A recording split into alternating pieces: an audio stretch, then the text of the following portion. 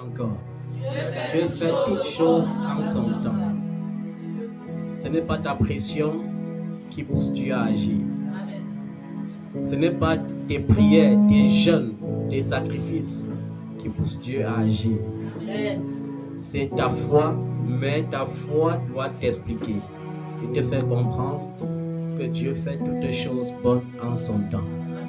C'est pourquoi il a plu au Seigneur que récemment on lui donne son visa de résident permanent pour le Canada. Et quand ce visa est arrivé, vous savez, l'ennemi aime chaginer les enfants de Dieu. On était face à un dilemme. Quelle sera la famille d'accueil? Et je lui ai dit, fils, Dieu ne fait pas les choses à moitié. On n'a pas besoin de réfléchir sur ça. On a juste besoin de fixer un délai avec le Seigneur et de dire, Seigneur, achève ton œuvre. Il le fera. C'est pourquoi je lui ai dit que nous devons ensemble préparer le voyage pour le mois prochain, sachant que Dieu lui-même, il fera le reste. Et cela devrait te faire comprendre que tu es dans ton temps d'accomplissement. Dis avec moi, je suis dans mon temps d'accomplissement.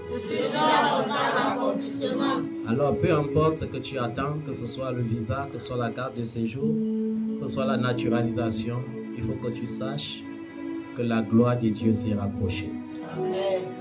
Dis avec moi, la gloire de Dieu s'est rapprochée. Amen.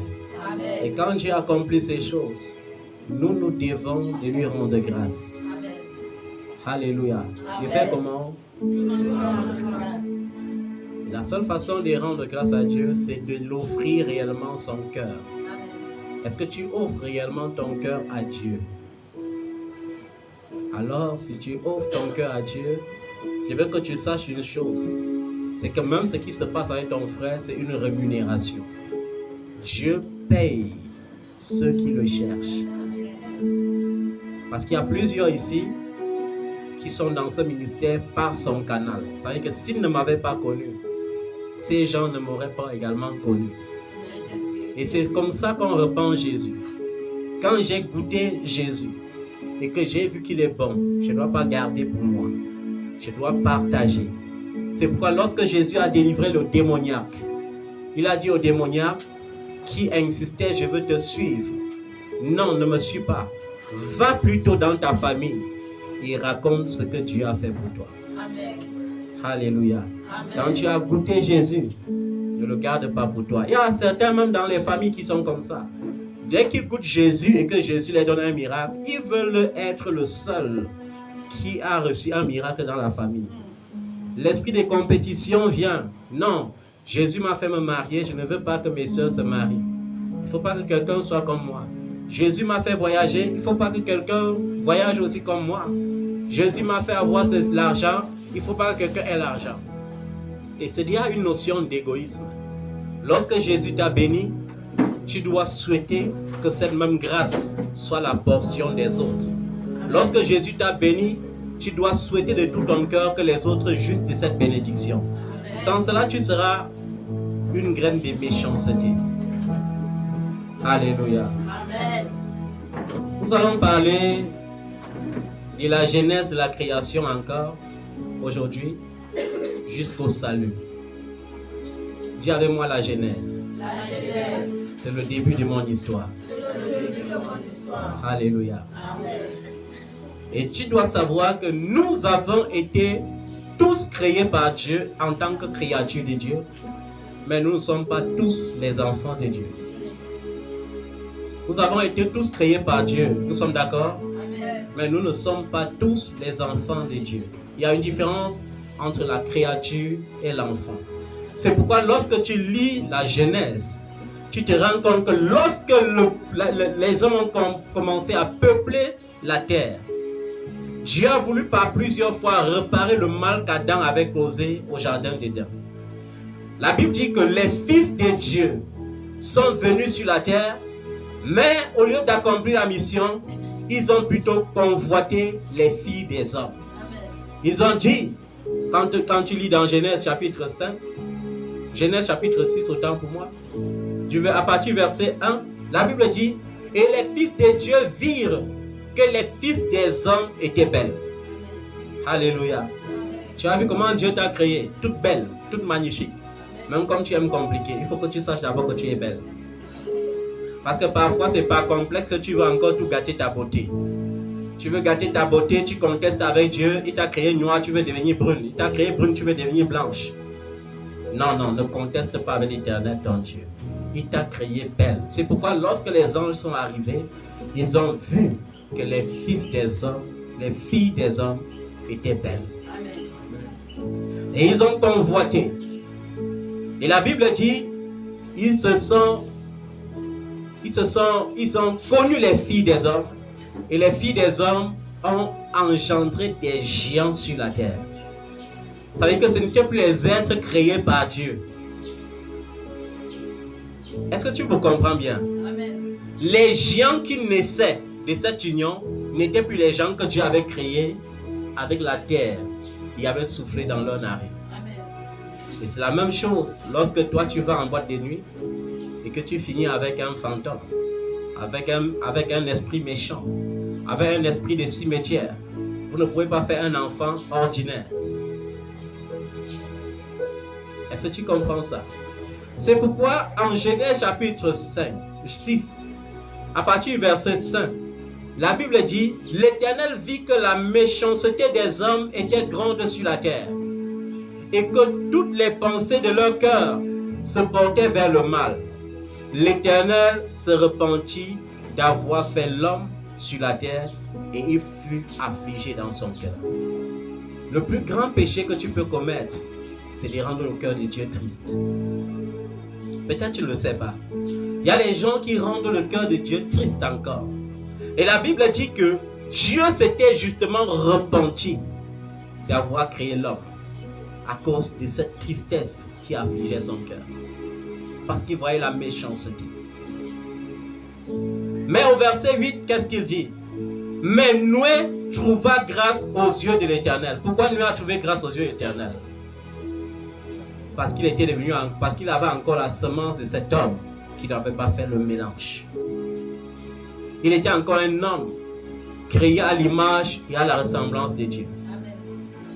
C'est pourquoi c'est la première raison pour laquelle il a trouvé grâce aux yeux de l'Éternel. D'aucuns vont me dire c'est parce qu'il priait beaucoup, c'est parce qu'il évangélisait beaucoup. Non, c'est aussi l'une des raisons. Mais la première raison, c'était qu'il était une personne normale. Aujourd'hui, cela veut se transmettre par quoi? La démocratie veut que les hommes se marient avec les hommes, mais qu'après ils adoptent quand même les enfants. Que les femmes se marient avec les femmes, mais qu'après elles adoptent quand même les enfants. Que les femmes se marient avec les animaux, les hommes avec les animaux, mais qu'après ils adoptent quand même les enfants. Et vous voyez, ce sont des choses qui affligent le cœur de Dieu. Même si l'homme trouve cela normal. Et je le dis toujours, je n'ai rien contre ça. Parce que la liberté consiste à ce que je te laisse vivre ta vie comme tu choisis, mais sans que tu ne nuises à mon système de liberté aussi. Si tu as choisi ce genre de vie, moi j'ai choisi la vie conforme à la parole de Dieu, qui dit que l'homme doit avoir la femme. Le mariage, c'est l'homme et la femme. Alléluia. Amen. Alors, c'est pour cela qu'il y a une seconde destruction lors de ce que la Bible appelle la guerre de l'Armageddon. Et parfois, l'Église dort pendant que la guerre de l'Armageddon fait son bruit. Vous avez vu, depuis un certain temps, les grandes puissances brandissent quoi? Les menaces nucléaires. Tu attends l'Iran, il dit j'ai mon arme atomique. Tu attends Israël, Israël te dit j'ai l'arme atomique. Tu attaques la Russie dit je peux détruire le monde en 30 minutes. Et ils ne mentent pas. Tu attends la France dit je suis une puissance nucléaire, je vais faire la guerre contre la Russie. Vous voyez, les gens parlent de guerre comme si c'était quelque chose de normal. Et les vrais chrétiens seront bientôt persécutés. Pourquoi je dis les vrais chrétiens? Parce que de la même manière que nous sommes tous la créature de Dieu et que nous ne sommes pas tous enfants de Dieu, de la même manière, à l'église, il y a les gens qui n'ont pas part à la nature de Dieu.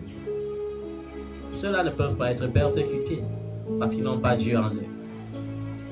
La Bible dit que les chrétiens vont connaître une grande persécution dans les temps à venir. C'est pourquoi dans certaines nations, on vote, il y a des lois pour interdire les mouvements chrétiens.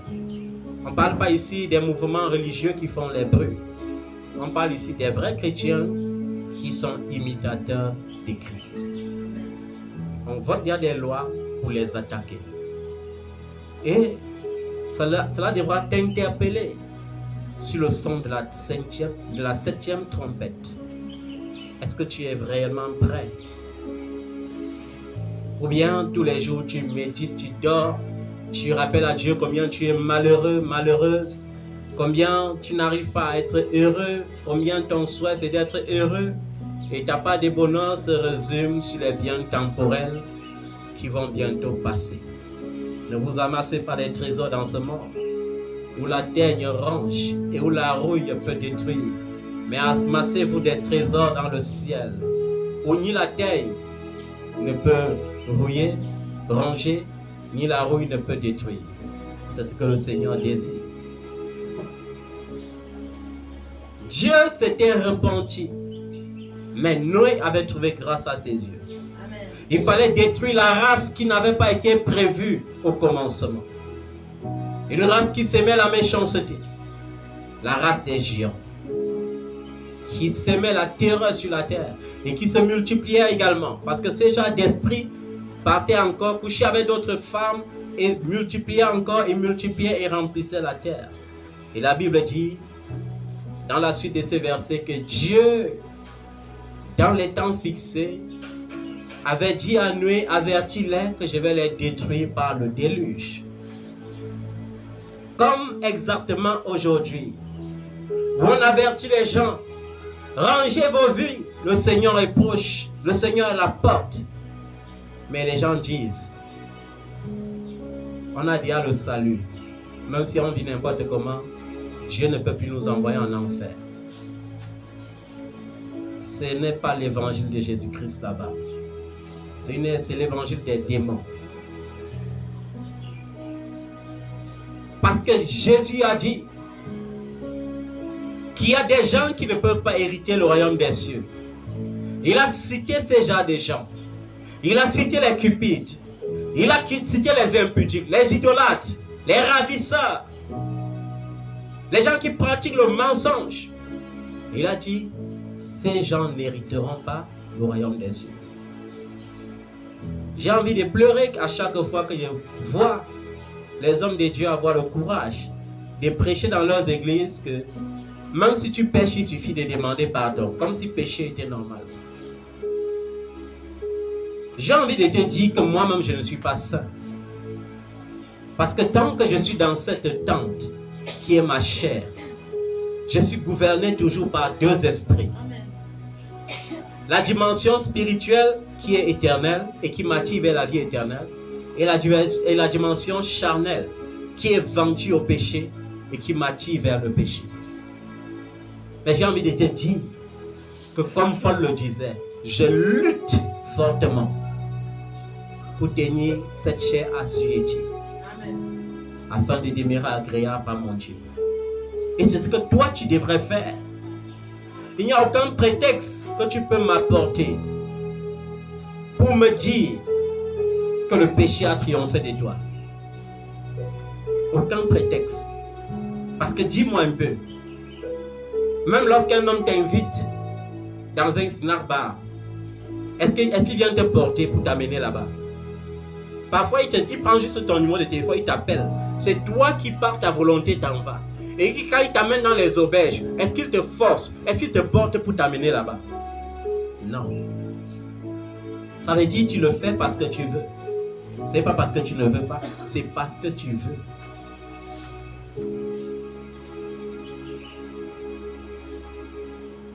Nous ne devons pas affliger le cœur de Dieu. Parce que Dieu ne nous a pas destinés à la deuxième destruction. Il nous a destinés à la vie éternelle pourvu que nous participons à la nature divine. Est-ce que tu participes réellement à la nature de Dieu? Est-ce que tu participes à sa nature?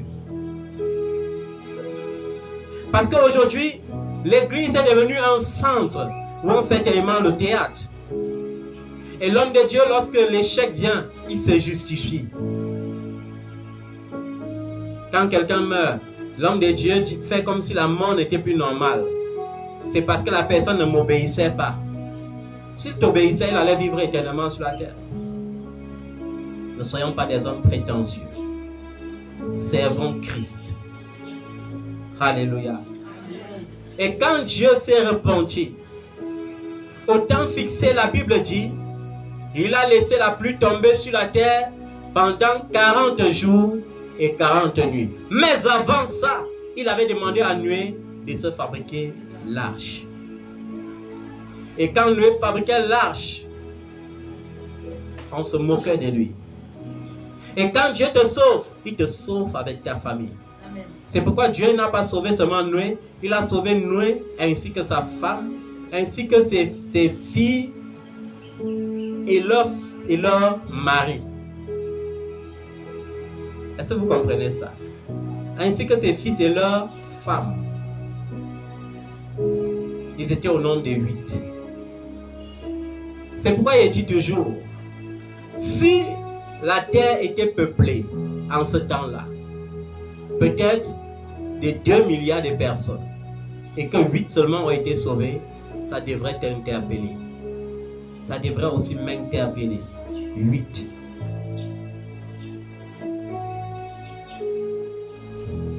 Et la Bible dit, après les 40 jours, tout a été détruit. Autant bien les animaux que les hommes. Accepter les auteurs de ce mal, parce que c'était des esprits. L'esprit ne meurt pas.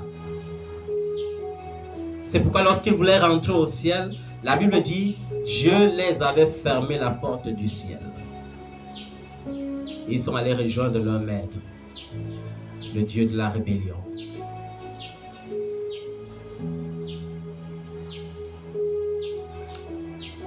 Et il faut que tu comprennes que ce Dieu n'a pas changé. Tu as intérêt à rendre son cœur joyeux plutôt que de l'attrister.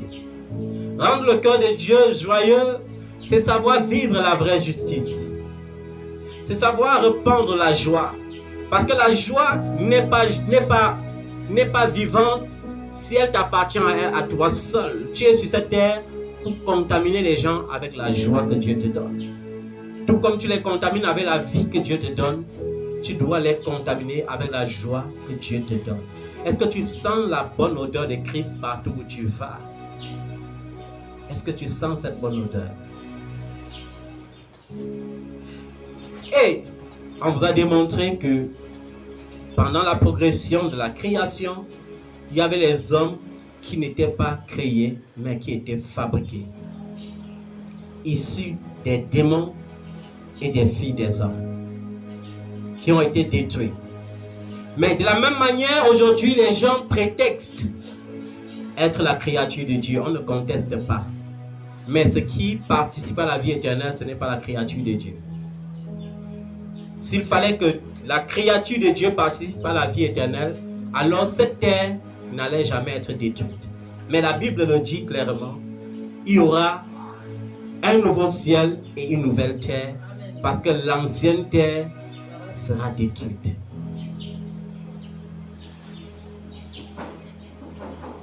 Et j'ai envie d'inviter ici mes amis témoins de Jéhovah à ne plus confondre le règne du millénium, à ne plus prêcher aux gens qu'il n'y a que 144 000 personnes qui seront sauvées, à ne plus croire qu'on est sauvé pour être établi dans les grandes villes comme Washington, New York. Non, non. Washington, New York sera détruit. Amen. Ce sont des hérésies et les gens y croient de tout leur cœur. Mais nous croyons que nous irons dans les airs à la rencontre de celui-là qui nous a rachetés, le Fils de Dieu qui donne la vie de Dieu. Est-ce que tu as réellement reçu le Fils de Dieu qui donne la vie de Dieu? Est-ce que tu as connu le véritable? Est-ce que tu as connu le Seigneur Jésus-Christ? Est-ce que tu l'as connu, lui le véritable? De la même manière que Noé trouva grâce aux yeux de l'Éternel, est-ce que tu trouveras grâce aux yeux de l'Éternel? C'est pourquoi nous sommes des pères qui veillent. Il y a des jours que toi aussi tu me manques. C'est pourquoi parfois, quand je peux faire une semaine sans voir quelqu'un, j'ai dit, mais où est passée la personne? Et je suis obligé d'interpeller la personne. Parce que je sais une chose, c'est que plusieurs qui fuient ma présence, après ils m'en veulent les trouver dans la saleté du péché. Après ils m'en veulent les trouver dans les ruines du péché. Et c'est plus parfois facile de les rattraper, de les reprendre de là pour les établir dans la gloire que le Seigneur les avait accordée. Parfois ce n'est plus facile. C'est pourquoi en tant que père, je me dois en tant que berger de veiller sur les âmes que le Seigneur a confiées à ma garde. Et je veux profiter par l'occasion pour dire aux gens que ceux qui disent que j'aime Jésus et qui ne se baptisent pas, n'aiment pas Jésus. Parce que le baptême fait partie du processus du salut. Celui qui croira et qui sera baptisé sera sauvé. Les gens vont me dire, le malfaiteur à la droite de Jésus, lui il était en train d'être enfant de vie. Il n'y avait plus possibilité qu'on l'enlève de la croix pour aller baptiser. Celui qui croira et qui sera baptisé sera sauvé. Ça veut dire que même si tu parles en langue et que tu n'es pas baptisé, tu n'es pas conforme à Dieu. Et le seul baptême que le Seigneur connaît, ce n'est pas ce baptême par aspersion. C'est le baptême par immersion que tu lis dans la Bible. La Bible dit que Jean baptisait où?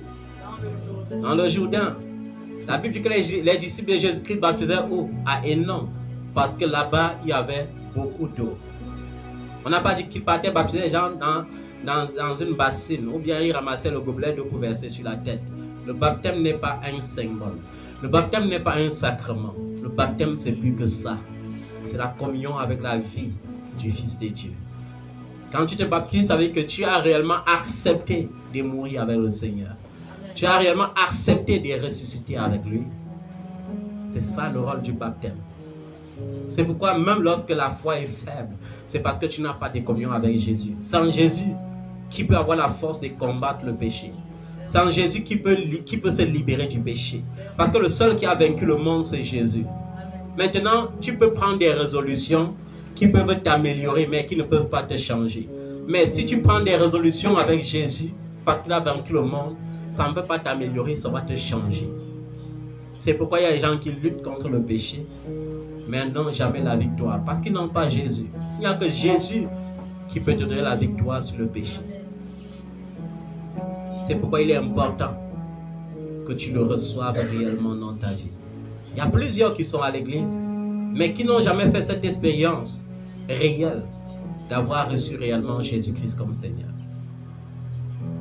Nous sommes tous la créature de Dieu, on ne conteste pas, mais les enfants de Dieu sont ceux qui ont accepté la grâce de Dieu, qui s'offrent par la croix.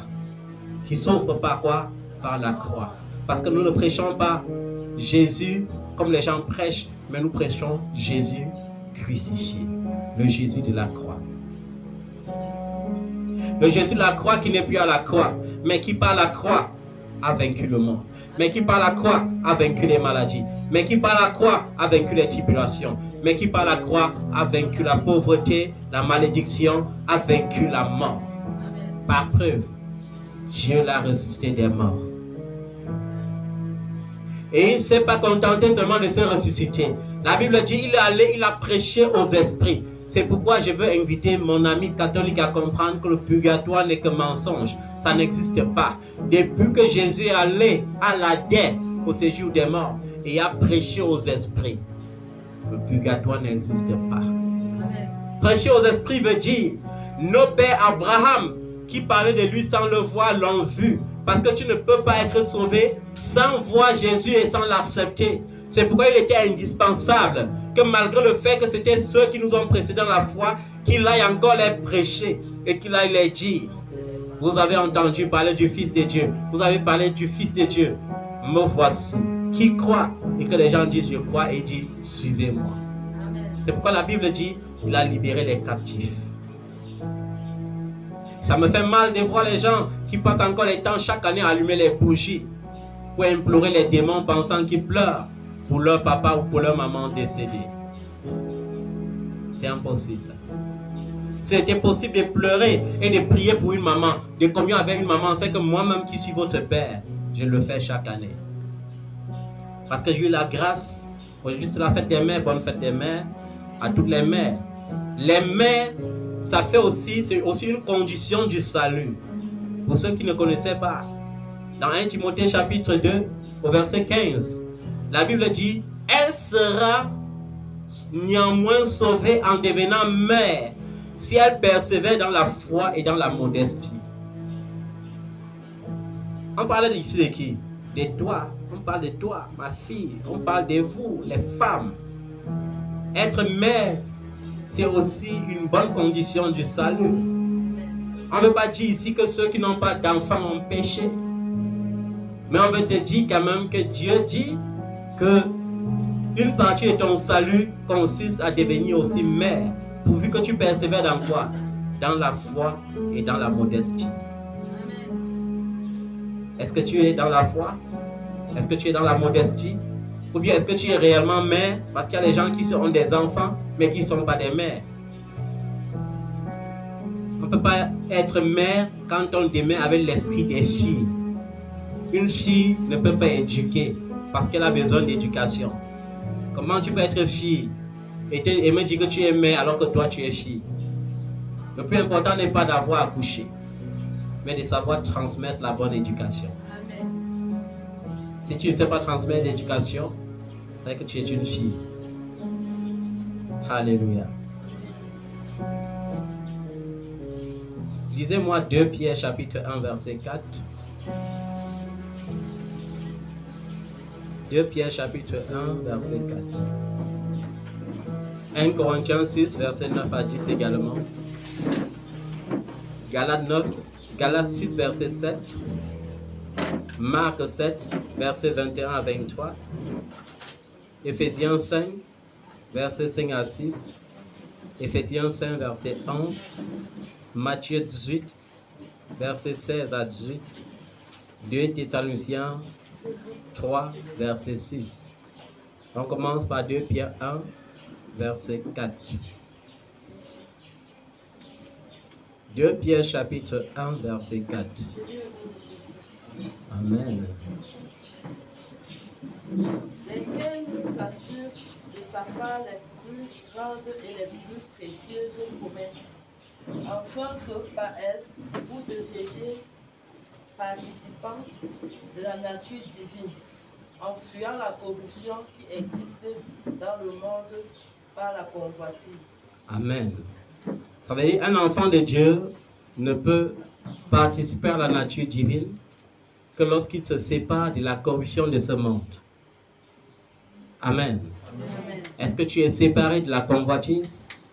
Est-ce que tu es séparé de la corruption? Alors tu es heureux parce que tu participes réellement à la nature divine. Peut-être les gens ne comprennent pas ce qu'on appelle corruption. Peut-être ils ne comprennent pas ce que le Seigneur appelle ici corruption.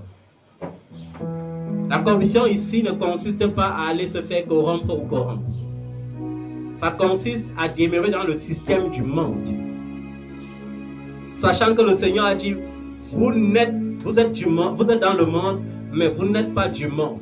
Celui qui est ami de Dieu devient automatiquement ennemi. Celui qui est ami du monde devient automatiquement ennemi de Dieu.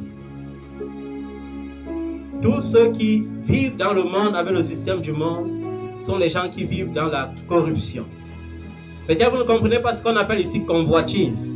Lorsque tu dis à Dieu, bénis-moi par un mari, est-ce que c'est parce que tu veux réellement te marier? Ou bien est-ce que c'est parce que tu as vu ta soeur se marier? Lorsque tu dis à Dieu, bénis-moi avec un voyage, est-ce que c'est parce que le voyage là est vraiment nécessaire pour toi? Ou bien c'est parce que tu estimes que c'est en voyageant que tu seras important?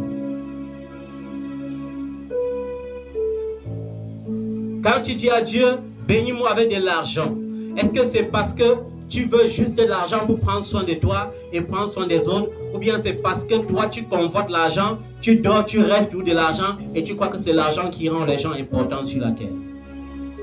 C'est ça qu'on appelle la convoitise. Alors si tu es dans ça, il faut que tu sortes dans ça. Si tu vois quelqu'un sorti premier, travaille pour être premier sans convoiter la personne, sans jalouser la personne, sans envier la personne. Alléluia. 1 Corinthiens chapitre 6, versets 9 à 10.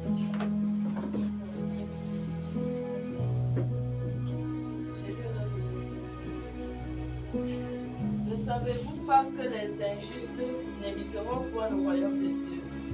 Ne vous y trompez pas, ni les impudiques, ni les idolâtres, ni les adultères, ni les efféminés, ni les infâmes, ni les voleurs, ni les cupides, ni les ivrognes, ni les outragés, ni les ravisseurs n'hériteront le royaume de Dieu.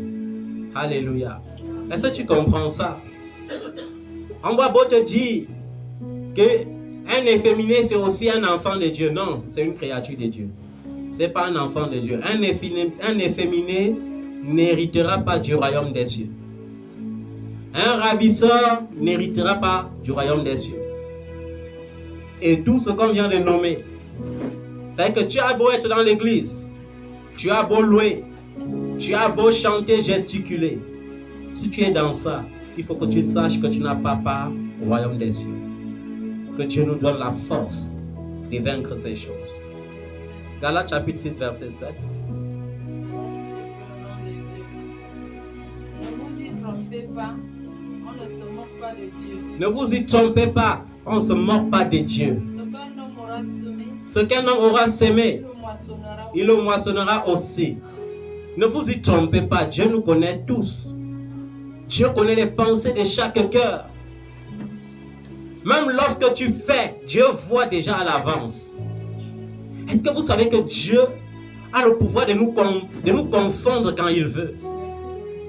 Est-ce que vous savez que Dieu a le pouvoir de nous confondre quand il veut? Tu fais un plan, Dieu vient.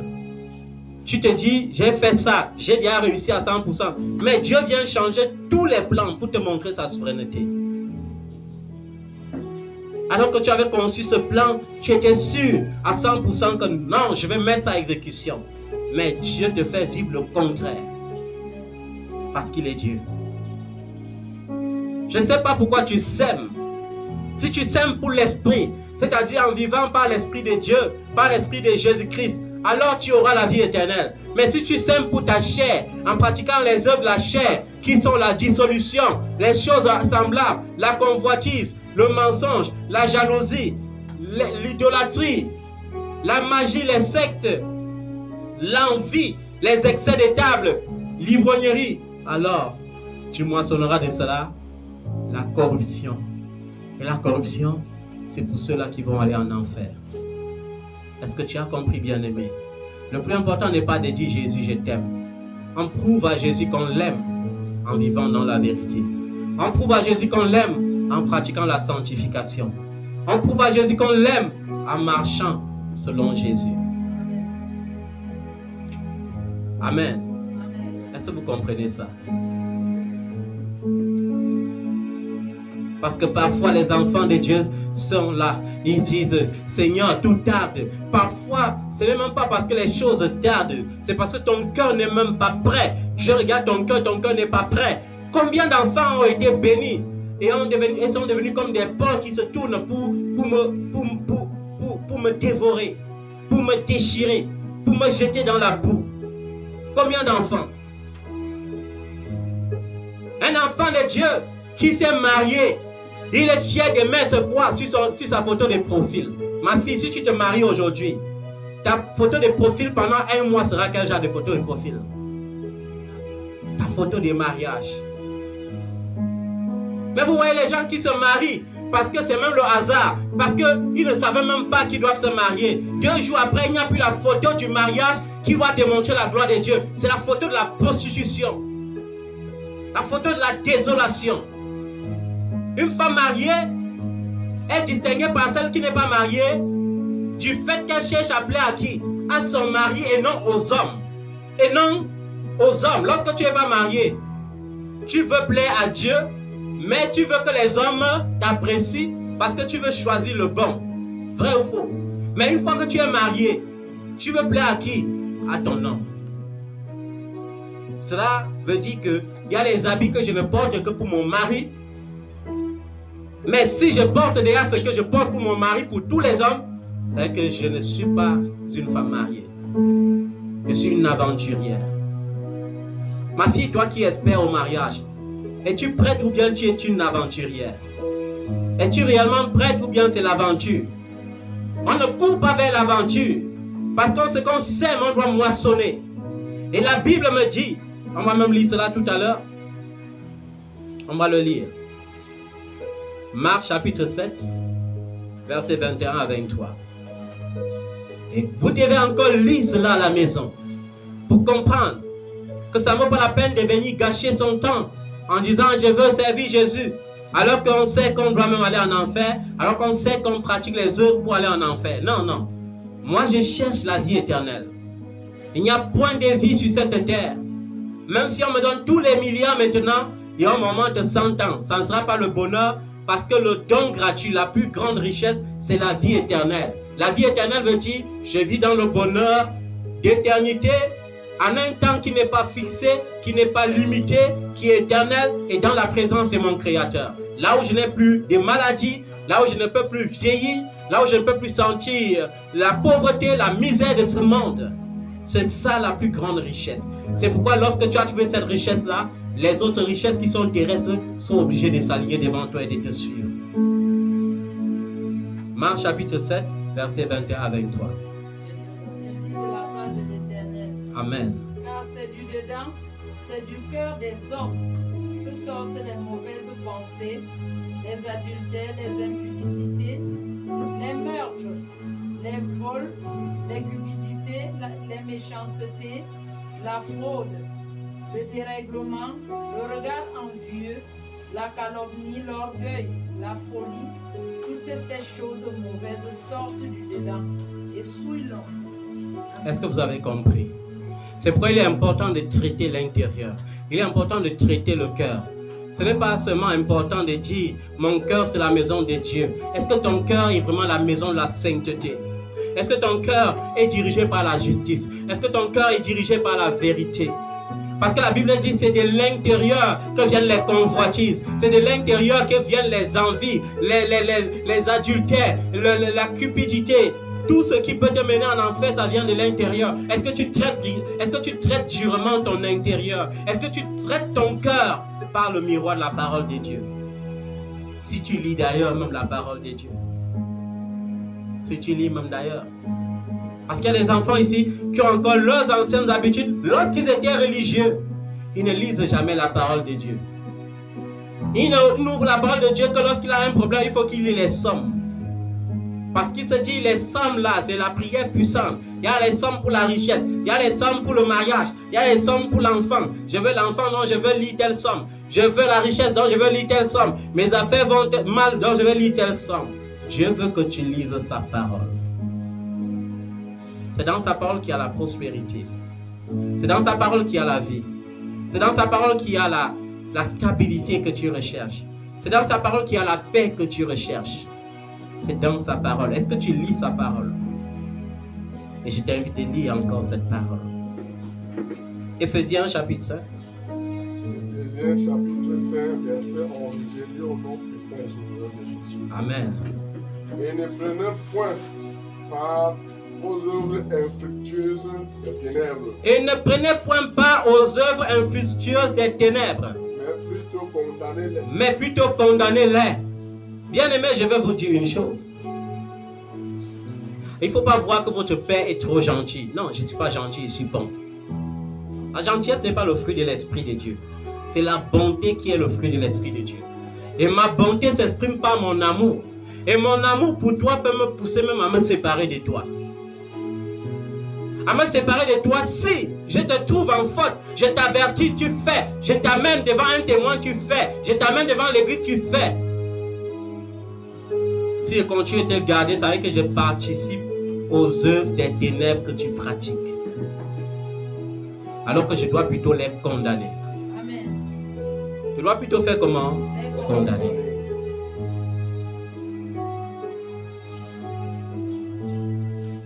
Matthieu 18, versets 16 à 18.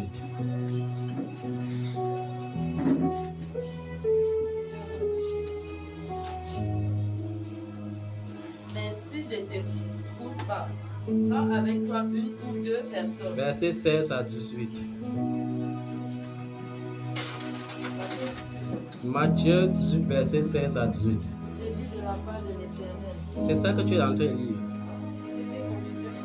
Mais s'il ne t'écoute pas, prends avec toi une ou deux personnes afin que toute l'affaire se lève sur la déclaration de deux ou trois témoins.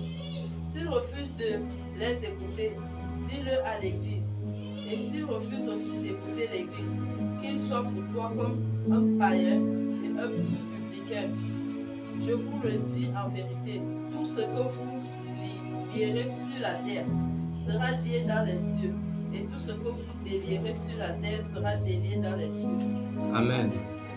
Ça veut dire qu'ici, il y a certains que vous appelez encore le fils de papa ou la fille de papa, mais qui sont déjà dans l'accomplissement de ce verset biblique. Ils ne sont plus mes enfants parce que je n'ai plus aucun engagement spirituel vis-à-vis de leurs âmes. Parce qu'ils ont choisi un chemin périlleux. Et la Bible dit ici que si je te trouve en train de commettre un péché, qu'est-ce qu'il faut que je fasse? Il faut que je te reprenne. Si tu ne m'écoutes pas, je dois t'amener devant 2 ou 3 témoins. On n'a pas dit que je dois t'amener devant les témoins du dehors. Ça veut dire que dans la maison de l'Éternel, je dois choisir encore un frère et une soeur. Je t'amène devant eux, je dis, voilà ce que votre frère est en train de pratiquer depuis. Alléluia. Amen. Et la Bible dit que si tu ne m'écoutes pas, je viens trahir ton péché devant l'église. Si après avoir trahi tes péchés devant l'église, tu continues à pratiquer, la Bible dit que bon, désormais tu es devant nous comme un païen.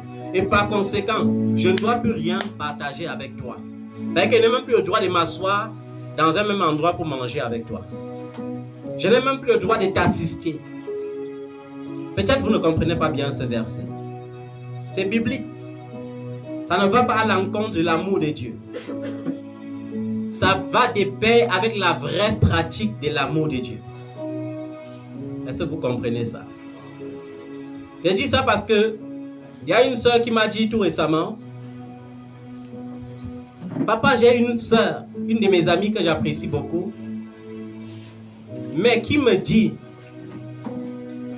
est-ce que tu comprends ça? Qui me dit que Jésus-Christ n'est pas celui-là qu'on doit croire.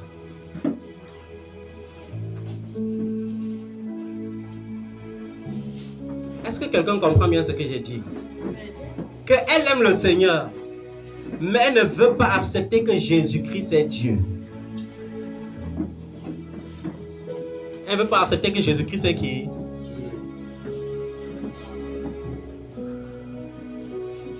Je lui ai dit, ma fille, et tu ne lui dis pas la vérité, pourquoi?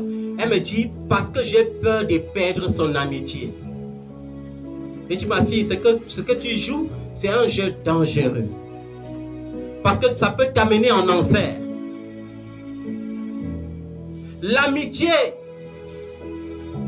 d'un chrétien vis-à-vis d'un chrétien doit être basée sur la parole de Dieu. Comment quelqu'un va venir me dire le contraire, que Jésus-Christ n'est pas Dieu? Je dois avoir peur de lui blâmer parce que j'ai peur de perdre son amitié. Ça veut dire que j'ai aimé son amitié plus que ma vie avec Jésus-Christ. Et ça devient dangereux. Tu ne dois pas participer aux œuvres des ténèbres. Tu dois les condamner.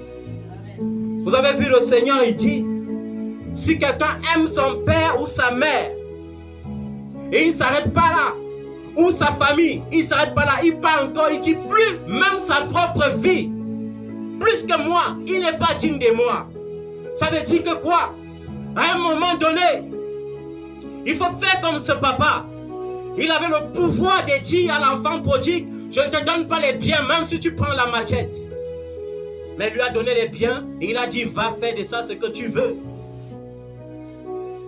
À un moment donné, même ton enfant ne doit pas être pour toi une occasion de chute.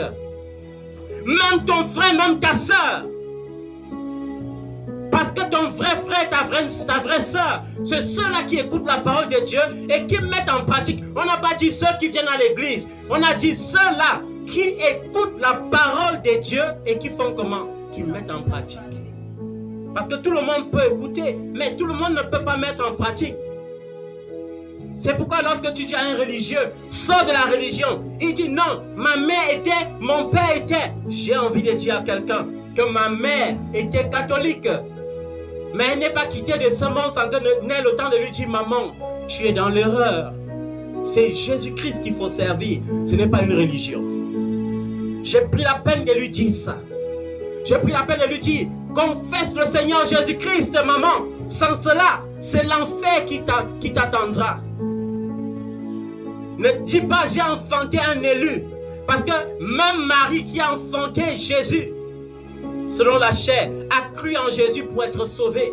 Même si la religion va te dire que Marie n'a pas commis des péchés, Marie est allée au ciel, Marie a fait ceci. Je veux te dire, la Bible dit, le jour de la Pentecôte, il y avait 120 disciples, parmi lesquels il y avait Marie, la mère de Jésus, Marie de Magdala et les frères de Jésus. C'est-à-dire qu'ils avaient aussi cru en Jésus et ils attendaient aussi le Saint-Esprit pour être sauvés. Mais toi, qui es-tu pour refuser la grâce que Dieu t'offre gratuitement? Au nom d'une quelconque religion, au nom d'une quelconque tradition, qui es-tu?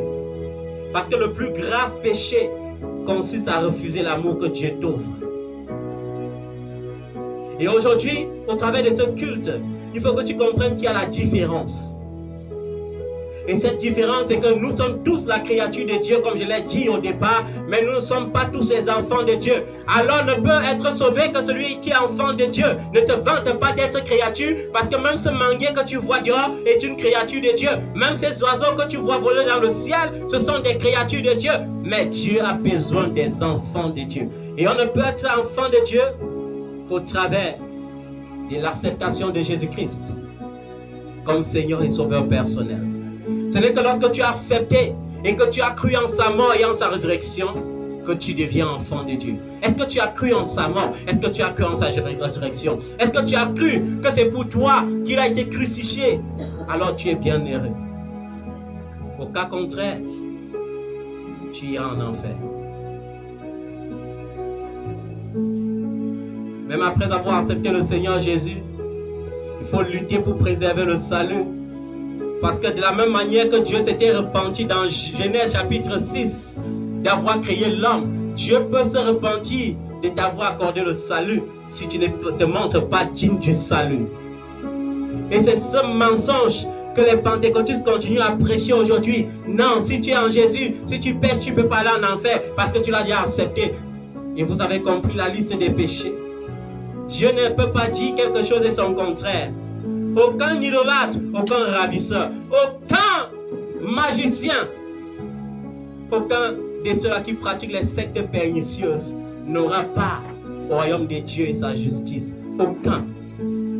J'ai compris la liste aujourd'hui. Est-ce que tu te sépares de cette liste? Est-ce que tu te sépares de cette liste? Tu te sépares de cette liste. Parce que ce que tu sèmes, c'est ce que tu vas moissonner. Qu'est-ce que tu sèmes? Alléluia. Pour conclure, 1 Thessaloniciens chapitre 3, verset 6. Nous vous recommandons, frères, au nom de notre Seigneur Jésus-Christ, de vous éloigner de tout frère qui vit dans le désordre et donc selon les instructions que vous avez reçues de nous. Nous vous exhortons, frères, à vous séparer de qui? De ce frère qui vit dans le désordre et qui ne marche pas en conformité avec la parole de Dieu. Alléluia. Vous savez qu'au nom de l'amitié, je refuse d'aller en enfer avec toi. Si tu vis dans le désordre, je vais me séparer de toi. Si tu vis dans le désordre, je vais faire comment? Je vais me séparer de toi. Tous mes enfants savent que quand il faut se séparer, je me sépare. Les premiers enfants ont goûté à ça avec moi. Lorsque tu veux persister dans le péché, lorsque tu veux persévérer dans le péché, je coupe, je me sépare de toi. Et je te livre entre les mains de Dieu.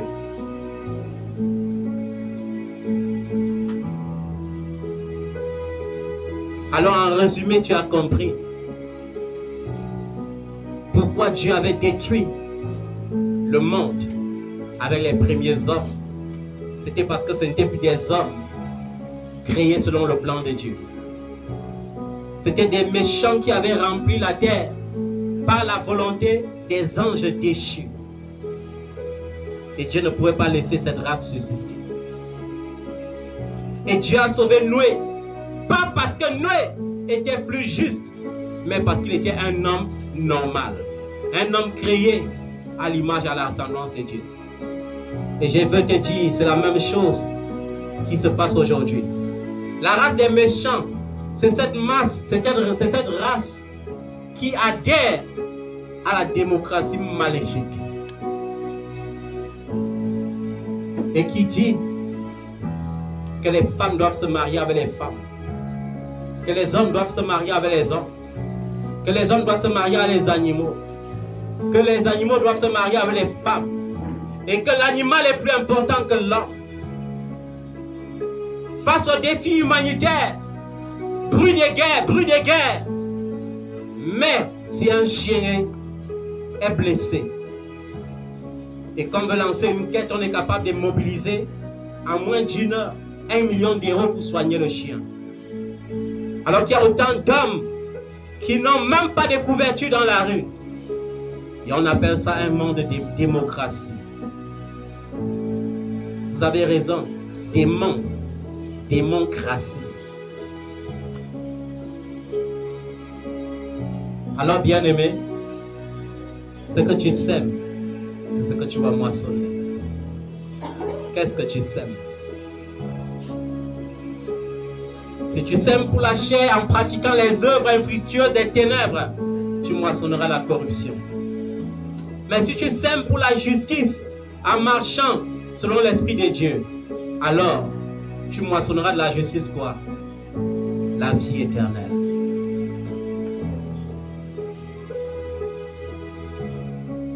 Et je vais encore te poser cette question aujourd'hui. Une question que normalement je ne devrais plus te poser. On devient enfant de Dieu qu'en acceptant la grâce que Dieu nous offre au travers du sacrifice de Jésus-Christ. Qu'en croyant que Jésus-Christ est mort et que Dieu l'a ressuscité. Et je vais encore te poser cette question aujourd'hui, même si elle paraît un peu anormale, mais je vais la poser. Veux-tu réellement le recevoir? Veux-tu réellement le recevoir? Parce qu'il y a des gens qui pensent l'avoir reçu, mais ne l'ont jamais reçu. C'est pourquoi l'apôtre Paul, quand il est arrivé dans une église un jour, il a vu la manière dont les gens priaient, la manière dont les gens chantaient. Ça l'a tellement dépassé. Il a dit, avez-vous reçu le Saint-Esprit quand vous avez cru? Les gars ont dit, on n'a même jamais entendu parler du Saint-Esprit. Le Saint-Esprit, c'est encore quoi? Et il a dit, de quel baptême avez-vous été baptisés? Ils ont dit du baptême des gens. Comme je disais à ma première fille spirituelle un jour, ma fille, il faut que je te baptise. Et elle se posait 1000 questions. Comment un pasteur de l'église évangélique me demande d'aller me baptiser? Moi qui suis déjà baptisé. Et pour contourner la situation, elle m'avait dit, on m'avait baptisé quand j'étais bébé. Et je lui ai dit, ma fille, quand tu étais bébé, est-ce que tu avais le pouvoir de mâcher le macabo? Non. Est-ce que tu avais le pouvoir de dire que Jésus-Christ est Seigneur? Non. Aujourd'hui, tu as cette maturité de dire que Jésus-Christ est Seigneur. Est-ce que tu veux être baptisé en son nom? Et c'est la même question. Non, on m'avait baptisé. On m'avait baptisé, j'étais catholique. On m'avait baptisé. Même les pentecôtistes renouvellent parfois leur baptême. Lorsque tu as été baptisé par un homme rejeté, c'est que même ton baptême a été rejeté. Vous connaissez combien d'hommes de Dieu pentecôtistes, malgré la foule, sont rejetés de Dieu depuis fort longtemps? Qui veut recevoir Jésus-Christ ce matin comme Seigneur et Sauveur personnel, qui veut renouveler son alliance avec Jésus, alors mettez-vous sur vos pieds et vous allez dire avec moi ensemble: Seigneur, je crois en ta mort, je crois en ta résurrection. Je crois que tu es le Fils de Dieu. Je crois que tu es mort à la croix pour moi. À la croix, c'était mes péchés. À la croix, c'était mes fautes. À la croix, c'était ma malédiction. À la croix, c'était ma pauvreté. À la croix, c'était mes douleurs. À la croix, c'était mes maladies. À la croix, c'était mes infirmités. C'était mes injustices. Je crois, Seigneur, que c'est pour moi que tu as été crucifié. Et je t'ouvre mon cœur ce matin. Tu m'as dit, tu es à la porte et tu frappes. J'ai entendu ta voix, Seigneur. Et je t'ouvre la porte de mon cœur ce matin. Viens souper avec moi. Viens dîner avec moi. Seigneur, viens. J'ai besoin de toi. Viens afin que je t'appartienne. Je te reçois comme mon sauveur, comme mon Seigneur personnel. Et je te supplie, Seigneur, inscris mon nom dans le livre des vies. Inscris mon nom dans le livre des vies. Efface mon nom des hôtels familiers. Efface mon nom des hôtels de malédiction. Efface mon nom du livre des hommes. Efface mon nom du livre de la mort. Inscris-moi dans le livre des enfants de Dieu. Oh Seigneur, je te loue parce que tu fais de moi un enfant de Dieu. Merci Seigneur pour ta vie en moi. Merci Seigneur pour ta vie en moi. Donne-moi la force de participer à la nature divine. Donne-moi la force de pouvoir vivre en nouveauté de vie.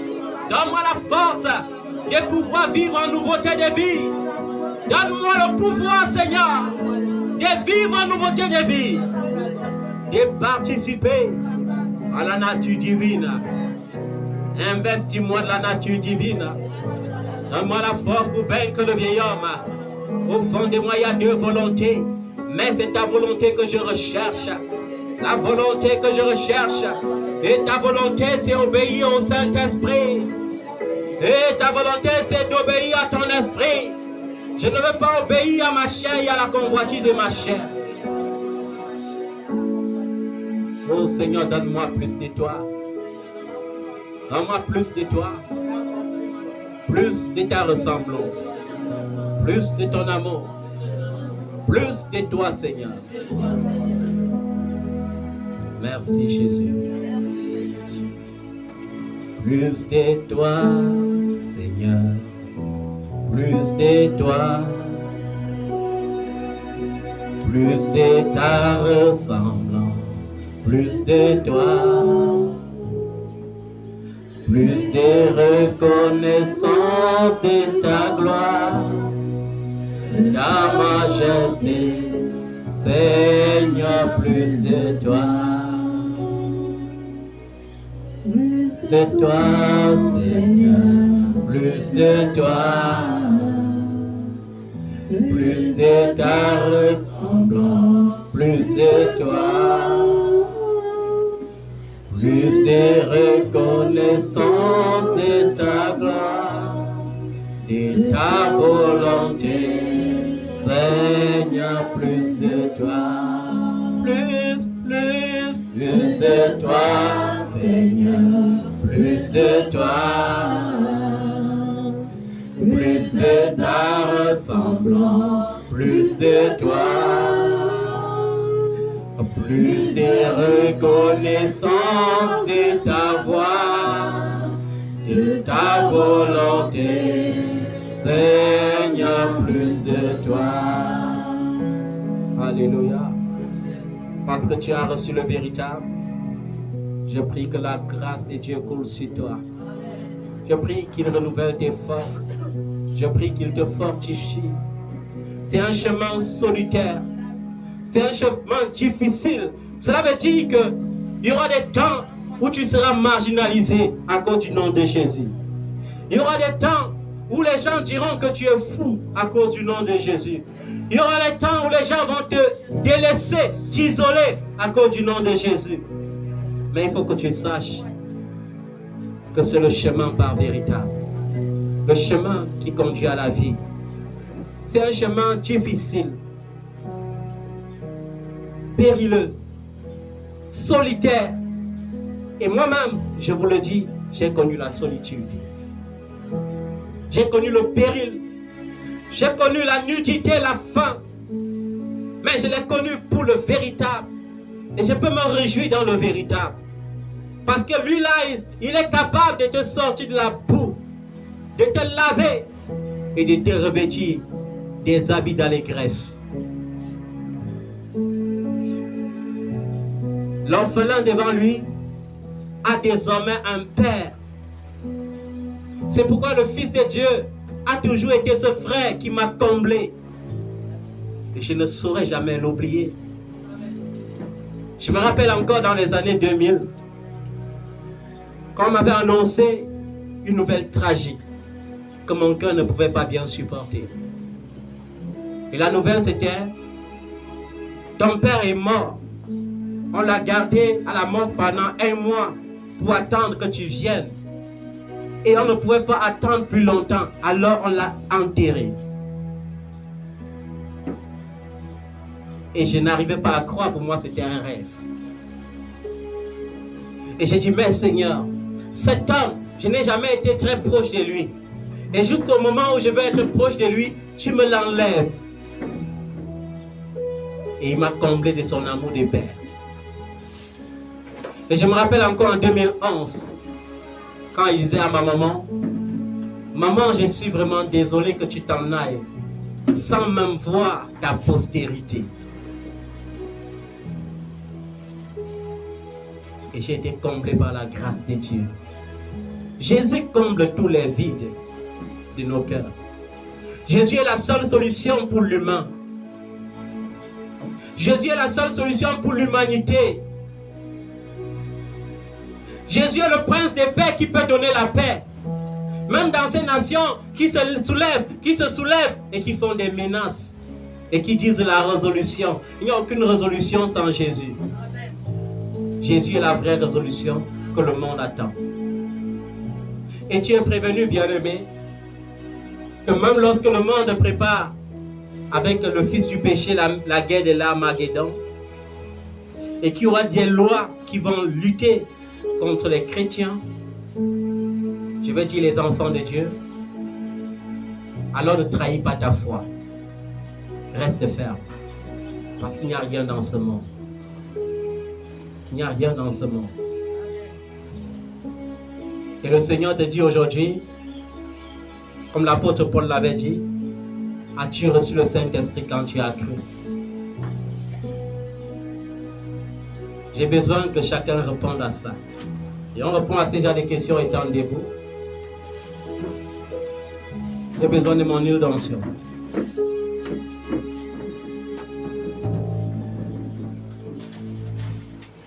Enfant sonore, fils.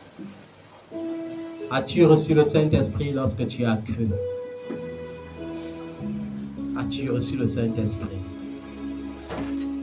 Parce que lorsque tu vis la vie de Dieu sans Saint-Esprit, c'est comme si tu étais vide. La seule chose qui montre que tu as connu Jésus, c'est le Saint-Esprit.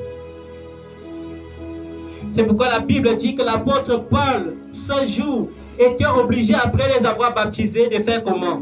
De les imposer les mains. Et de dire, recevez le Saint-Esprit. Ils ont reçu le Saint-Esprit. Veux-tu le recevoir ce matin?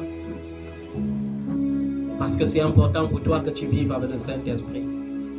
Sans le Saint-Esprit, lorsque les calamités de ce monde vont se soulever, ta foi doit disparaître. Sans le Saint-Esprit, lorsque les persécutions vont arriver, tu vas faiblir. Sans le Saint-Esprit, lorsque les épreuves vont surgir, tu dois abandonner la foi. Je vous le dis en vérité, ce n'est pas facile. Ce n'est pas comment? Ce n'est pas facile.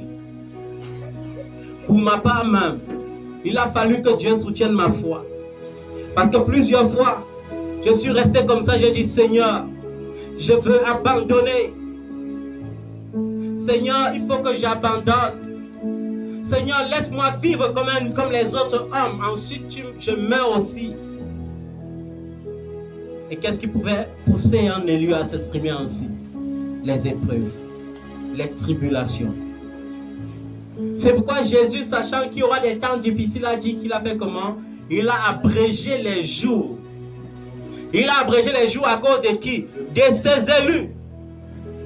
Parce que s'il n'abrégeait pas le jour, personne ne pouvait être sauvé. Et c'est une évidence au temps où l'hérésie se pratique au sein des églises et bâtiments. Où Jézabel règne en pompe. Et on l'acclame même.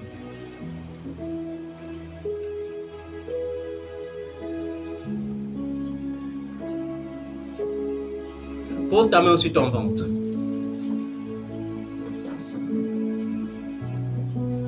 Dis avec moi cette parole. Seigneur Jésus, tu as dit dans ta parole que toute plante qui n'a pas été plantée par mon Père, par mon Père céleste, sera déracinée et jetée au feu. Pendant que ma main est sur mon ventre ce matin, je commande tout ce qui est dans mon corps et qui ne vient pas de toi, qui n'a pas été prévu à la création, que cela reçoive le feu ce matin et soit détruit instantanément au nom de Jésus-Christ. Je commande que le feu de Dieu opère la guérison divine dans mon ventre, dans mon ventre, dans mon ventre, au nom de Jésus, dans tout mon corps. J'ordonne que la vie de Dieu, la vie Zoé de Dieu, commence à couler de la tête jusqu'à la plante des pieds. Que la vie Zoé de Dieu coule. Maintenant, que je reçoive la nature de Dieu. Mon Dieu est saint. Alors que par la transfusion du sang de Jésus-Christ, mon sang soit purifié. Qu'importe les virus, qu'importe les bactéries, qu'importe les germes, que ce soit les germes à champignons, qu'importe le nom que la science peut donner, par la perfusion du sang de Jésus-Christ, je déclare mon sang purifié. Mon sang purifié. Mon sang purifié. Ma peau purifiée. Au nom de Jésus-Christ. Pose ta main sur ta tête. Père, donne-moi la force ce matin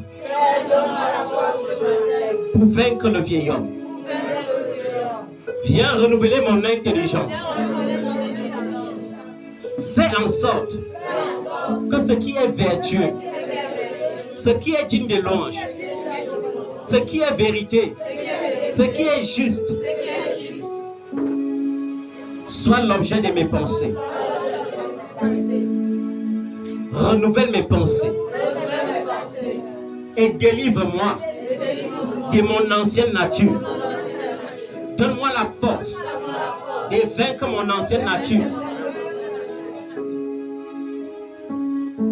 S'il y a une nature mensongère en moi, que cette nature meure maintenant. S'il y a la colère, l'animosité, l'envie, le soupçon, que cela meure maintenant. Au nom de Jésus. S'il y a le vol, la cupidité, la jalousie, l'égoïsme, que cela meure maintenant. Donne-moi de participer à la nature divine. Ne m'enseigne pas seulement ta volonté, mais impose-moi ta volonté. Impose-moi ta volonté. Impose-moi ta volonté. Impose-moi ta volonté. Impose-moi ta volonté. Au nom de Jésus-Christ. Saint-Esprit, aujourd'hui, comme hier et comme demain, j'avais besoin de toi hier. J'ai besoin de toi aujourd'hui. J'aurai besoin de toi demain. Je vais vivre mes exploits. Tous mes exploits d'autrefois. Comme David disait, autrefois, je marchais devant la foule, à la tête d'une foule qui partait dans ton temple pour te célébrer. Ces exploits, aujourd'hui, je veux les vivre. Donne-moi de les vivre, Saint-Esprit. Au nom de Jésus-Christ. Tu as dit dans ta parole que tu donnes le Saint-Esprit à quiconque te le demande.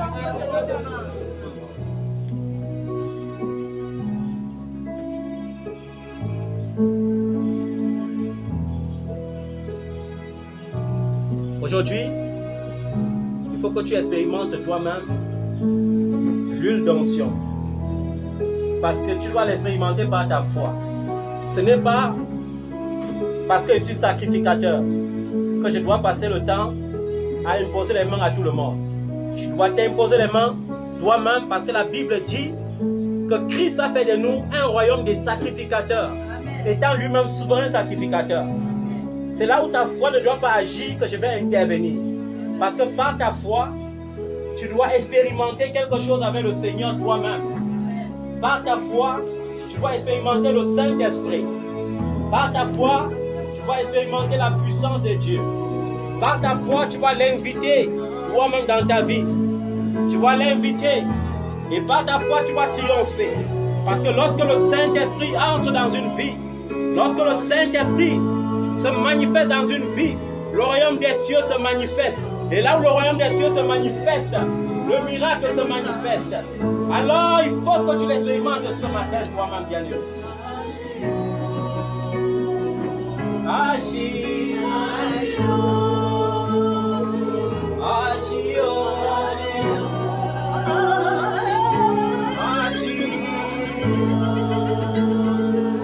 oui, comme l'huile sur la barbe des paroles. Agis,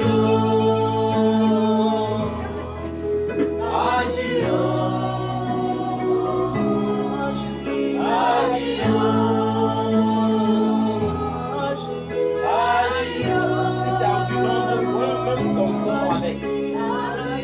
Que la puissance du Saint-Esprit, la puissance du feu, te localise maintenant là où tu es.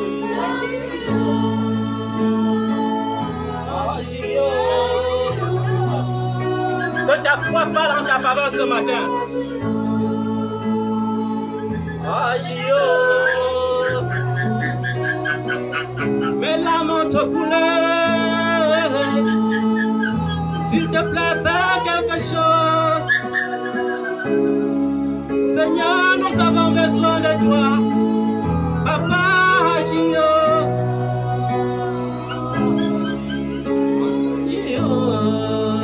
Mon Dieu, agis,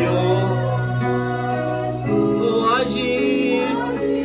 Saint-Esprit de Dieu, puissance de Dieu, feu de Dieu, viens communiquer la nature de Dieu. Feu de Dieu, communique la nature de Dieu. Feu de Dieu, communique la nature de Dieu. Saint-Esprit, nous avons besoin de toi. Comme au jour de la Pentecôte, nous avons besoin de toi. Nous avons besoin de sentir ta puissance, de sentir ton feu, de sentir ton feu, de sentir ton feu, de sentir ton feu, de sentir ton feu. Agis, agis. En toi tout peut changer. L'orphelin, je sais c'est là. Dans tes bras l'avaient trop tiré comme fort. De rejeter un abri fidèle, un abri fidèle, un abri fidèle, un abri fidèle. Sans toi, mon moral est au plus bas, mais près de toi, je retrouve la joie. Agis, mes larmes ont trop coulé. Agis, agis, mon Dieu. Agis, agis, agis, agis, mon Dieu. Agis, agis, agis, agis, papa, agis, agis, agis, Saint-Esprit, manifeste ton don. Repends tes dons sur ton Église. Repends tes dons sur nous, Saint-Esprit. Nous avons besoin du don des foi, du don des paroles de connaissance. Nous avons besoin du don des prodiges et des miracles. Nous avons besoin, Seigneur, du don de la sagesse, du don de la foi, du don, Seigneur, de la connaissance. Car nous devons conseiller, parce que tu es le conseiller par excellence. Viens et agis maintenant. Viens agir, Père. Viens et agis. Aujourd'hui, bien plus qu'hier, j'ai tellement besoin de toi. Mes espoirs d'autrefois, Père, aujourd'hui je veux les voir. Car rien ne va plus, Jésus. Je suis en proie au doute et au désespoir. Certains me disent, maudit Dieu est mort. Mais en toi, je veux encore espérer. Car tu peux faire au-delà de tout ce que je peux penser ou imaginer. Agis, oh Jésus. Agis, oh Jésus. Agis, oh. Agis, oh. Agis, oh, mon Dieu. Agis, oh. Agis, oh. Agis, oh. Et tu sais, bien-aimé, que face aux épreuves de Job, sa femme ne pouvait pas supporter de nettoyer les blessures chaque jour. Et c'est la même chose que tu vis aujourd'hui. Quelles sont ces blessures? Ces blessures, parfois, c'est le rejet. Ces blessures, parfois, c'est la solitude. Ces blessures, c'est parfois les difficultés. Tes sœurs ne t'aiment plus parce que tu as choisi Jésus. Tes frères ne t'aiment plus parce que tu as choisi Jésus. Et parfois, elles vont jusqu'à te dire depuis que tu pries ce Jésus, est-ce que quelque chose a changé dans ta vie? Ils sont prêts, comme la femme de Job, de te dire, maudit Dieu et meurs. Ils disent, abandonne ce Jésus, abandonne-le. Mais tu as besoin, comme Job, de rester ferme et de dire, je sais que l'Éternel, mon Dieu, me délivrera. Il se lèvera le dernier. Il se lèvera le dernier et il dira, je viens te glorifier. Il le dira. Il le dira. Il se lèvera le dernier. et il me justifiera. Il se lèvera le dernier et il réglera mon compte. Alléluia.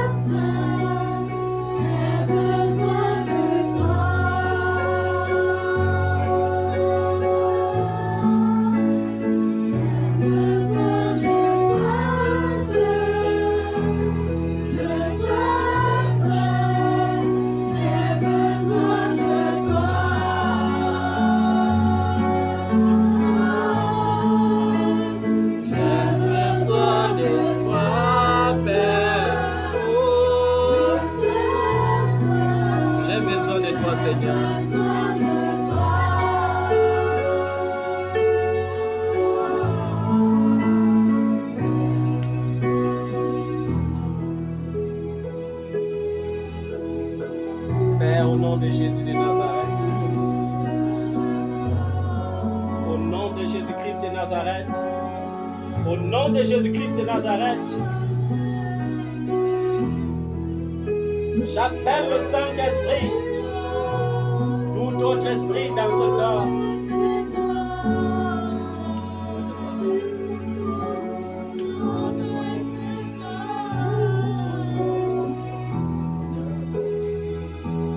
Saint-Esprit, Père, sois le seul partage dans cette vie maintenant. Que l'Esprit de l'Éternel, l'Esprit de Jésus-Christ, soit le seul dans ta vie, le seul dans ta vie. Saint-Esprit de Dieu, sois le seul qui commande ta vie. Tout autre esprit, au nom de Jésus de Nazareth, tout autre esprit qui ne glorifie pas Jésus-Christ et qui a résonné en toi, se manifeste et garde maintenant. Toi, esprit impur, pars, retourne dans les abîmes. Pars, retourne dans les abîmes. Pars, retourne dans les abîmes. Pars, retourne dans les abîmes. Au nom de Jésus-Christ de Nazareth, le feu de Dieu dans ce corps. Le feu de Dieu dans ce corps. Le feu de Dieu dans ce corps. Le feu de Dieu dans ce corps. Feu de Dieu. Mais, vous faites quoi?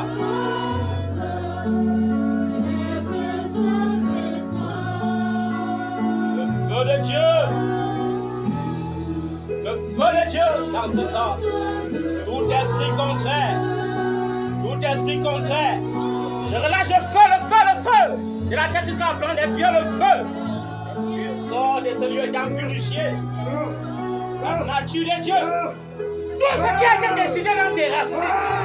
Aujourd'hui, par le nom de Jésus. Pars! Pars! Pars! Je brise les liens de sang. Les liens de sang. Par le nom de Jésus. Par le nom de Jésus-Christ. Je reprends sur toi la grâce de Dieu. La grâce de Dieu. La grâce de Dieu dans ce corps. La grâce de Dieu dans cette vie. Et la tête jusqu'à la pointe des pieds. L'Esprit de Jésus-Christ. L'Esprit de Jésus-Christ. Au nom de Jésus de Nazareth, je prie et je déclare. Jésus-Christ a franchi.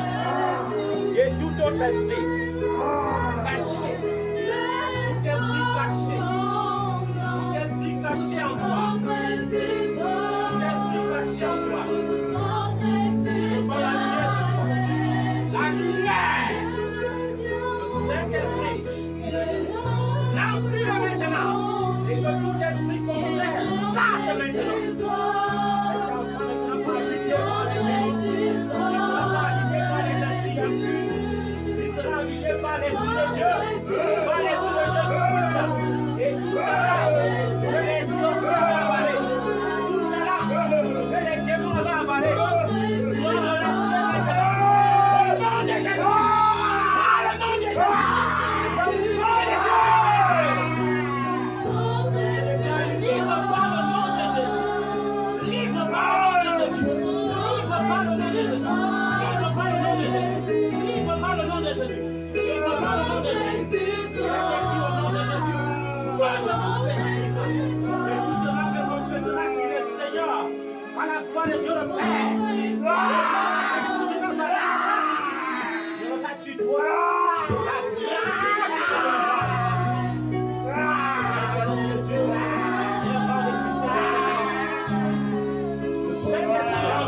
toi. Au nom de Jésus de Nazareth, le Saint-Esprit rend ministère en toi. Que le Saint-Esprit rend